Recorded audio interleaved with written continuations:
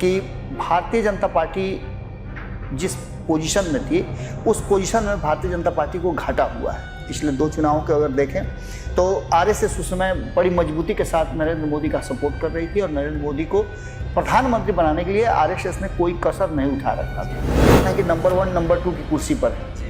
लेकिन नितिन गडकरी को उपेक्षित करने के बाद भी अगर उनकी लोकप्रियता है तो इसका मतलब है कि कहीं ना कहीं वो ज़्यादा प्रभावशाली है। लेकिन उन सभी नामों को अच्छी तरह से जानती है भारतीय जनता पार्टी। और अनुराग ठाकुर का नाम भी आया था, युवा है और उनको लेकर के कहा गया था कि उनको मंत्रिमंडल में शामिल नहीं इस बार किया गया है, तो निश्चित रूप से उनको एक बड़ी जिम्मेवारी दी जाएगी।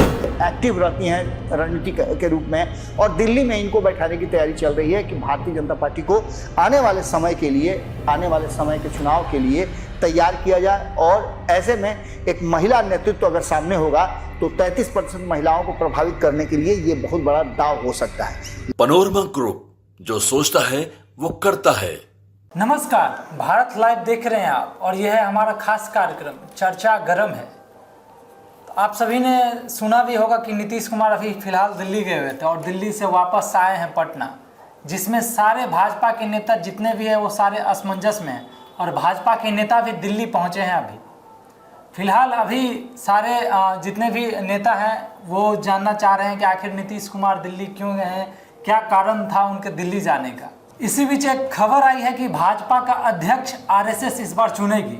ऐसे अध्यक्ष के नामों में तो बहुत सारा नाम था लिस्ट में, लेकिन आरएसएस आखिर कौन से ऐसा नाम चुनेंगे। तो अभी हमारे साथ बाबा हैं। बाबा, ऐसा क्या है जो भाजपा के राष्ट्रीय अध्यक्ष का नाम फाइनल आप बता रहे हैं? देखिए, आपको याद होगा पिछले महीने हमने एक खबर किया था, आपको करीब 1 महीना होने जा रहे हैं।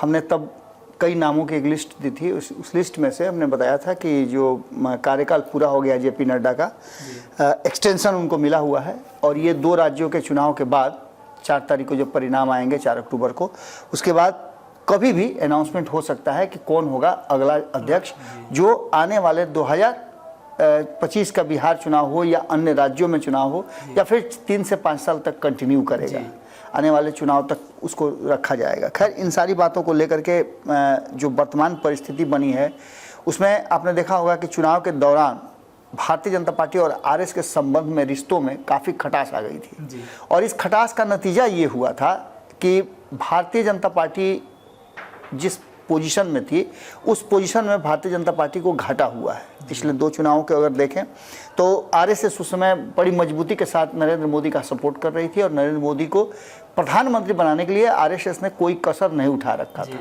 लेकिन इस बार के चुनाव में आरएसएस एकदम बिल्कुल किनारे थी और इसका परिणाम भी भारतीय जनता पार्टी को झेलना पड़ा है। आरएसएस मातृ सदन है जो भारतीय जनता पार्टी को बूस्टअप करते रहती है। अब जो वर्तमान परिस्थिति बनी है उसमें ऐसा लगता है कि भारतीय जनता पार्टी इतनी अछूत है। हम अछूत इसलिए बोल रहे हैं कि आप देखिएगा कि 2005 से पहले और 2005 के बाद जो बिहार से भी अगर मान लेते हैं सपोर्ट सिस्टम की बात करें तो आप देखिएगा कि सपोर्ट करने के लिए बहुत लोग तैयार नहीं होते थे। 2014 में बड़ी मुशक्कत के बाद फिर से वापसी किए थे ये चिराग पासवान और उनकी टीम, यानी रामविलास पासवान। इन सब के बाद नीतीश कुमार एकमात्र ऐसे शख्स थे जो भारतीय जनता पार्टी के साथ रहे, लेकिन अपनी शर्तों पे रहे। आपने देखा होगा कि एनडीए में चलती नीतीश कुमार की ही थी। भले एनडीए में भारतीय जनता पार्टी थी लेकिन उसकी हिम्मत नहीं थी कि वो अपने हिसाब से अपने एजेंडे को लागू कर सके।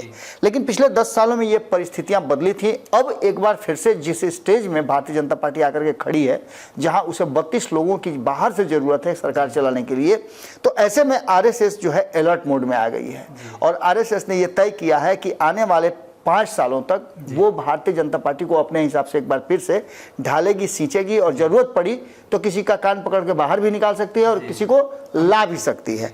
इन सारी परिस्थितियों को देखने के बाद आप देखे हुए है कि भारतीय जनता पार्टी में भी खेमेबाजी शुरू हो चुकी है। आपने इधर देखा होगा कि नितिन गडकरी को लेकर के भी बहुत सारी बातें की जा रही है, जबकि नितिन गडकरी के बारे में कहा जाता है कि वो अपनी जिम्मेवारी, अपने काम और अपने विभाग के प्रति बहुत ज़्यादा संजीदा है और जो भी काम होता है उसको बिना देर किए तुरंत निपटाते हैं।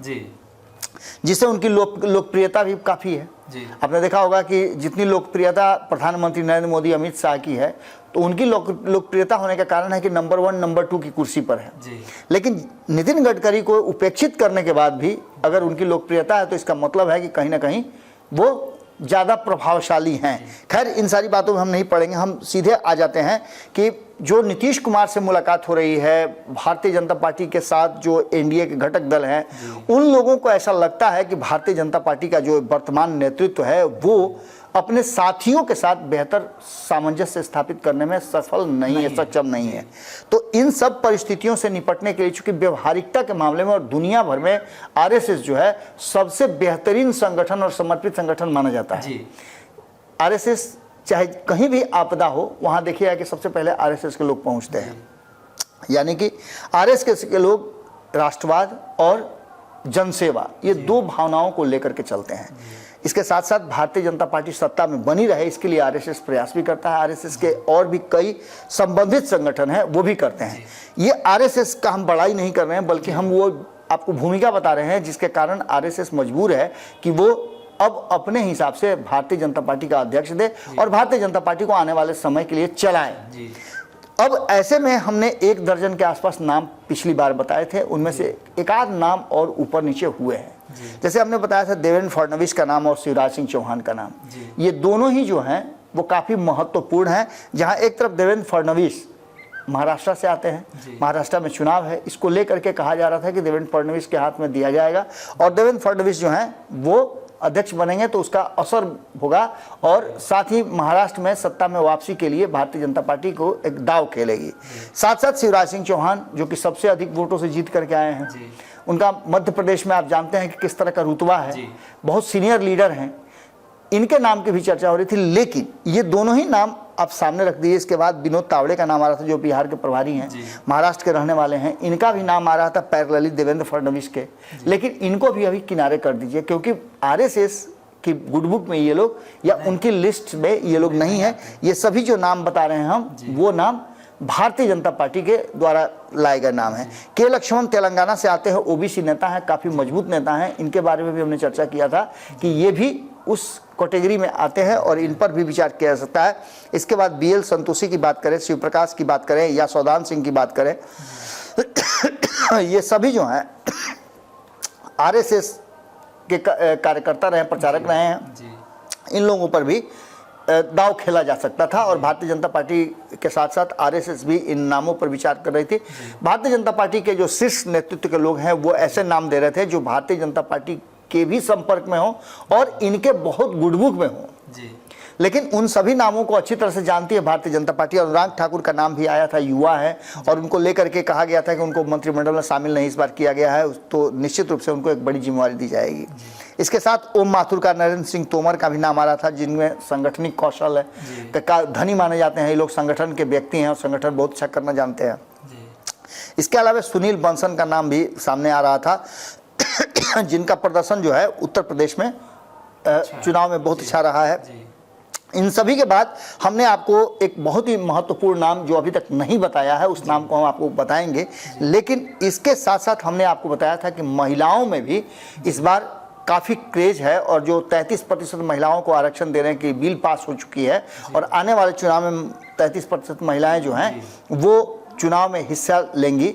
तो ये भी कहा जा रहा था कि महिलाओं को प्रतिनिधित्व दे करके भारतीय जनता पार्टी और आरएसएस चाहेगी कि आने वाले समय में जो 33% महिला है वो भारतीय जनता पार्टी से जीत करके आए, इसलिए महिला अध्यक्ष देने की बात कही जा रही थी। इसमें हमने आपको बताया था कि सरोज पांडे का नाम, सुधा यादव का नाम, विनीता श्रीनिवासन का नाम और डी पुंदेश्वरी का नाम भी आ रहा था। डी पुंदेश्वरी वो हैं जो आपको याद होगा कि जब 4 जून को रिजल्ट आया था उसके बाद से उनका नाम लोकसभा अध्यक्ष के लिए चल रहा था।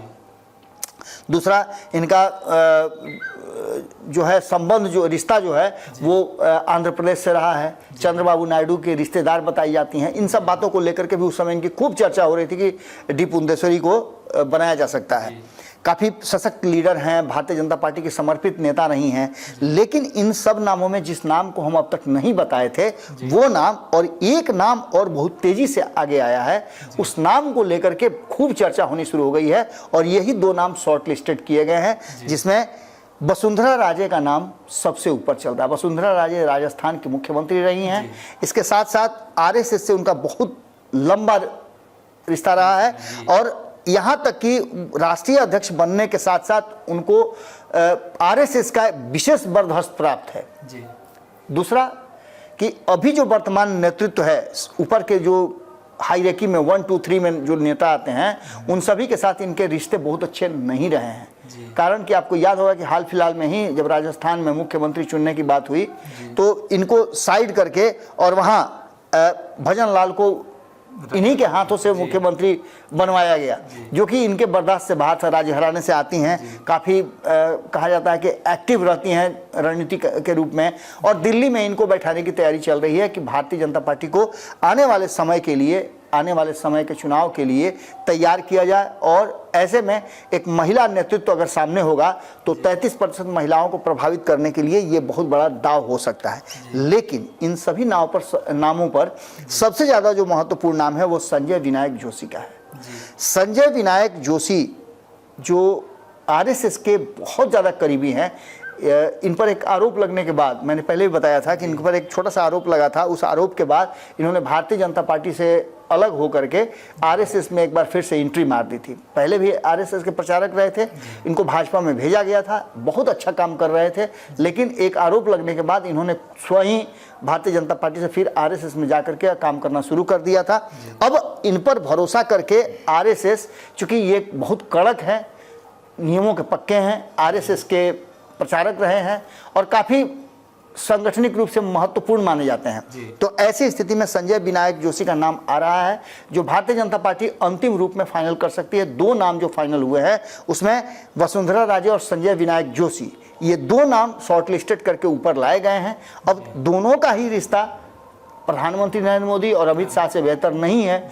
ऐसी स्थिति में आप समझ सकते हैं कि आगे खाई और पीछे कुआं, वही स्थिति है। अब देखना दिलचस्प होगा कि क्या कुछ निकल के सामने आता है, और आरएसएस का इस तरह के नाम को सामने रखने के पीछे का भी एक मकसद है, कारण है कि वो सामंजस्य बिठा करके रखना चाहती है। जिन लोगों की नाराजगी है साथी दलों की नरेंद्र मोदी से और अमित शाह से, उनको दूर करके, उनको साइड करके और इन लोगों के साथ एक रिश्ता बना करके आगे अपने को सिक्योर करना चाहती है। यही कारण है कि सब कुछ चल रहा है। तो जैसे कि आपने सुना कि लिस्ट तो बहुत लंबा है नामों का, अब देखना दिलचस्प होगा कि आखिर भाजपा का राष्ट्रीय अध्यक्ष कौन होगा। फिलहाल चर्चा गर्म में इतना ही। इसी प्रकार का खबर देखने के लिए हमारे साथ बने रहें। तब तक के लिए धन्यवाद। पैनोरमा ग्रुप, जो सोचता है वो करता है। अगर ये वीडियो पसंद आई और वह बिहार के राजनीति और बिहारियत से सरोकार रखेनी तो सब्सक्राइब बटन दबा के चैनल के सब्सक्राइब कर ली। ओजे एगो घंटी बा, ओकरा बटन दबा देला से कुल सटीक और मारक खबर रुआ मुफ्त में मिल जाई। अगर रुआ पत्रकारिता के हमनी के नया प्रयोग में सहयोग कर चाहतानी तो ज्वाइन बटन दबा दी। पेटीएम नंबर नोट कर ली 9386816700। धन्यवाद।